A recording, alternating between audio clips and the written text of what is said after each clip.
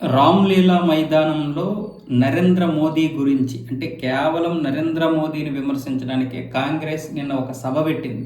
ఈ సభకి మొత్తం దేశం నలుమూలల నుంచి కాంగ్రెస్ సీనియర్ నేతలందరూ కూడా వచ్చారు. ఈ వృద్ధులందరూ కలిసి నరేంద్ర మోదీని గద్దె దింపుతారంట.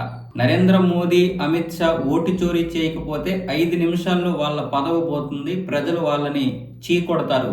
గత 60-70 సంవత్సరాలుగా కాంగ్రెస్ ని మాత్రమే గుర్తుపెట్టుకున్నారు ప్రజలు. బీజేపీ గనక ఓడిపోతే ఒక్కరోజు కూడా గుర్తుపెట్టుకోరు నరేంద్ర మోదీని అంటూ వీళ్ళు మాట్లాడుతున్నారు. పైగా ప్రియాంక గాంధీ, రాహుల్ గాంధీ, ఖర్గే వీళ్ళందరూ ఏమంటున్నారంటే అహింసా మార్గంలోనే కాంగ్రెస్ నడుస్తుంది, అహింసా మార్గంలోనే ఇప్పుడు మేము ఈ యొక్క పోరాటం చేస్తాం. ఓట్ చోర్ గద్దీ చోట్ అనే ఈ కార్యక్రమం ఇక నుంచి కూడా అహింసతోటే మొదలవుతుంది, అహింసతోటే ముగుస్తుంది. మేము దీన్ని ఇక అహింస పోరాటం రూపంలో ముందుకు తీసుకువెళ్తామంటూ వీళ్ళందరూ చెప్తున్నారు. ఈ అహింస అహింస అని చెప్పే గాంధీ మొత్తాన్ని, దేశాన్ని ఒక సర్వనాశనం చేసేసాడు. ఈ రోజుకి కూడా భారతదేశం యుద్ధంలో మునిగిపోవలసి వస్తుందంటే ఈ అహింసవాదుల వల్లే.